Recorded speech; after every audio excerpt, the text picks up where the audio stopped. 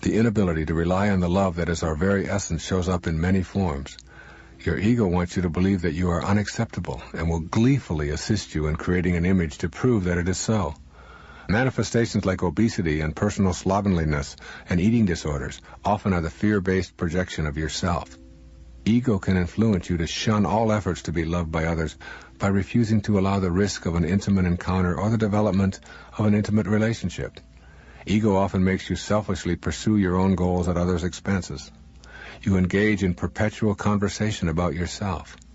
We often use economic, social, and other types of excuses to defend behavior that does not extend love. For instance, you might excuse unloving or inconsiderate behavior because it's only my job, or because everyone else does it.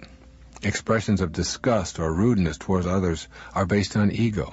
They are heard in stores, on freeways, in offices, at airports, in restaurants, any place you are in your daily life. These are some of the common expressions of a fear-based ego struggling to keep you away from the experience of love that is your true essence. Before you begin to change these behaviors and thought patterns, you need to examine the payoffs. What is some part of you receiving as a payoff for listening intently to ego? Your ego works for its living. Its payoff is not money, but just in keeping alive.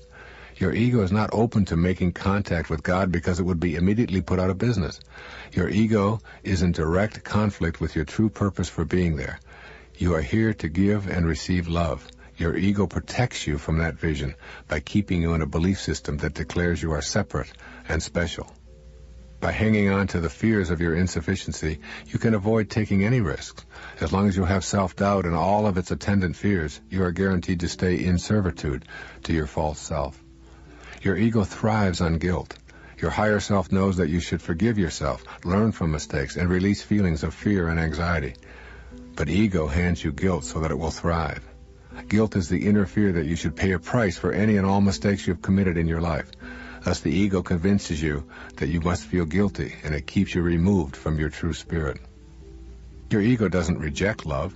The polite background ego voice whispers that love is a high ideal, but one that is loaded with danger. It warns you to not give too much love because you may be taken advantage of. Because you are so special, it tells you others want to take advantage of you. Ego promotes inauthentic love. In your relationships with others, your ego convinces you that your partner is just what you need to fill the emptiness within you. This is a great ruse that will forever keep you from knowing love and peace. Make a copy of this passage from Walt Whitman's Leaves of Grass. Tape it to your mirror and read it every morning. It will help stimulate the inner opening to the love you seek and dissolve fears if you are willing to do what the poet suggests. He says, "I exist as I am, that is enough. If no other in the world be aware, I sit content. And if each and all be aware, I sit content. One world is aware, and by far the largest to me, and that is myself. And whether I come to my own today or in 10,000 or 10 million years, I can cheerfully take it now, or with equal cheerfulness, I can wait." Remind yourself that God created you in perfect love that is changeless and eternal. As you recognize and affirm this aloud each day, you will lose your fear of inadequacy and incompleteness. Constantly recalling the affirmation of being a creation of God beyond the world of the manifest will chase the fears away. Forgive yourself and welcome love back into your life. When you can do this, a kind of balancing occurs. Rather than atoning for sins with guilt, you are more committed to promoting joy and service. You will begin to do what you originally came here to do. Notice the acts of kindness other people do rather than their wrongdoings. We are all good, decent, loving souls who occasionally get lost. When you can focus on the good in another and hold that in your mind, you are acting from your higher self. This can help dissipate fear and anger. Remind yourself how much you have to give away and of how precious and valuable your giving is. You have the same force running through you that allows the planets to move, the earth to orbit, the seeds to sprout, and the flowers to open. There is not a separate God for each person. There is one universal intelligence flowing through all of us. This is the force of love. Remind yourself of that every time you doubt your own divinity. Affirm to yourself that you are divine, and that you love and are loved, and will not be pressured by your false thinking ego to not know this. Remind yourself that the same force flows through you that flowed through Jesus Christ and Buddha. This should help whenever you feel your ego sneaking in, attempting to put fears of inadequacy and doubt into your mind. Accept that you are enough. I am enough affirms that you choose love and chase away doubts and fears. With the higher self as your new guide, you have permission to arrive and relax. You no longer have to prove yourself, but can begin in joyful earnestness to travel the path of love. Take the risk of intimacy whenever possible. Snuggle up and risk saying how much you love and appreciate someone. Tell that person that you're willing to be vulnerable in order to know him or her better. These open-hearted ways of expressing yourself can defeat fear of intimacy. Use any excuse you can to express your love, and try to ignore the vehicle of expression. It is the substance of what you are and feel that counts, not the vehicle that you use. If those fears ever start to return, stop and ask yourself, so what's not to like? You cannot have a better past, so abandon the idea right now. You did what you knew how to do, given the circumstances of your life. Those mistakes of the past were driven by your ego, which wanted to keep you in its grasp. You listened to your false self and recoiled in fear over the idea of anyone knowing your true self. You moved away from love, but now you are back and making the choice for love. You know deep within you that at your primal level, you have been designed for love and happiness. You can choose to return to the brilliant light of love that is always with you. Go there often, and all of your fears will be replaced by love. Let your thoughts remain on love. This is the realization of your higher self. It is the realization of your sacred quest. You can make the decision to be free from fear and doubt. There is no greater freedom. It can be difficult to finally just lighten up and understand that life is what happens while you're making other plans. This is it. Each and every instant of your life takes place in the present moment. Using your present moments to chase after future moments is an ego-based activity. When you are finally able to say that you have arrived, you will know what it feels like to be free. Your higher self does not want you to be lazy or without purpose, but to realize the power in knowing that you have arrived. When you know that this moment is your entire life, you are not focused on past or future moments, and you release the stress and tension that accompany the striving lifestyle. With that release, you become more productive and peaceful than you were when you looked behind or ahead of yourself, and do not allow your mind to rest in the still center of the present moment. Being fully in the now means that you will experience heaven on earth because you are completely absorbed in the soul of the holy instant. To experience the bliss of knowing that you are here now in this moment, and that is all there needs to be, all there ever was, and all you will ever know, you must learn to trust your higher self and let go of those ingrained teachings from all the egos that have influenced your life up until now. You will begin to realize that you are not on trial in the now here. You will soon realize that your mission is to serve and extend the love that is your basic essence, period.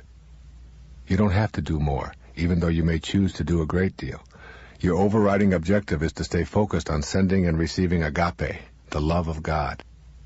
If you incorporate the following ideas into the practice of your daily mission, you will succeed in your objective. Nothingness.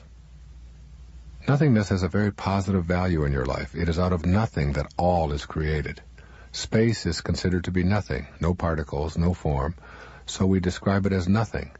To fear this empty space, or to deny its value as a part of us, means doubting our own existence.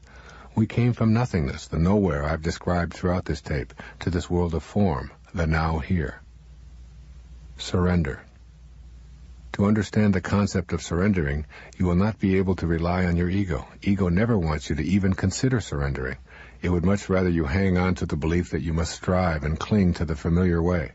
The notion of being attached to what happened to you in the past can be very deeply ingrained in you by your false self. You must learn to recognize ego's attachment to the past when it uses this to keep you stuck in striving. Surrender the belief that your past is what is driving your present. Surrendering also means learning to recognize the signals from your higher self that something within you needs to be witnessed. This means surrendering to whatever is in the present moments of your life. For many people, it can be confusing to discern whether it is ego or spirit that is at the helm. I find that using the image of a boat moving along the surface of a lake is helpful in making the distinction between ego and higher self. I visualize the wake of the boat as a symbol of the past. The wake is not driving the boat, it is merely the trail that is being left behind by the present moment movements of my boat image. What drives the boat is the energy generated in the now. I do not credit or blame the past for the boat's present state of arriving in this spot on the lake. That past cannot drive you in this now, and that past needn't be held responsible for the boat's problems. Practice surrendering by creating a new agreement with now. Agree to know that your past is a trail of present moments that are all left behind, and at the same time, know that if you are having difficulty in this present moment, you will surrender to that reality. Surrendering invites your loving presence to be available in every now moment. What a pleasure each moment can then be, even the last moment. Acceptance. Once when I was asked to define enlightenment, the best I could come up with was the quiet acceptance of what is. I believe that truly enlightened beings are those who refuse to allow themselves to be distressed over things that simply are the way they are. To arrive rather than to strive means applying the wisdom of Reinhold Niebuhr's so-called serenity prayer. God grant me the serenity to accept the things I cannot change, the courage to change the things I can, and the wisdom to know the difference. Knowing the difference can be the most difficult part. There's an ancient Zen teaching that says if you understand, things are just as they are. If you do not understand, things are just as they are. This is the essence of acceptance and the way of arriving rather than striving. Bewilderment. Your physical being is an enormous miracle. Its thousands of working parts function with a divine organizing intelligence. Consider your blood circulation, air inhalation, and oxygenation, your eyes, muscles, and bones, all responding to a brain and nervous system that is beyond comprehension. There are miles of arteries and veins, intestines with infinitely tiny microbes, all working in unison with that divine intelligence that creates the body you occupy. To be in a state of bewilderment, stop and behold the wonder of you. Allow yourself to enjoy the bewilderment and awe of who and what you are. There is the miraculous machine that houses you, and there is the incomprehensible mystery of the ghost in the machine that is your mind and soul observing all. Patience. Our loving presence offers us the infinite patience that originates with God. It has taken me over 50 years to know many of the concepts I have talked about on this tape. God has been patient. I have done things in my life that today make me shudder in contempt, yet God somehow stuck it out with me, patiently seeing the potential for something grander. I have stolen and shoplifted in my earlier days, lied all too frequently, been promiscuous and unfaithful, used substances, and through all this and much, much more, God showed me her infinite patience. The stories of the lives of St. Paul and St. Francis of Assisi describe the same kind of patience.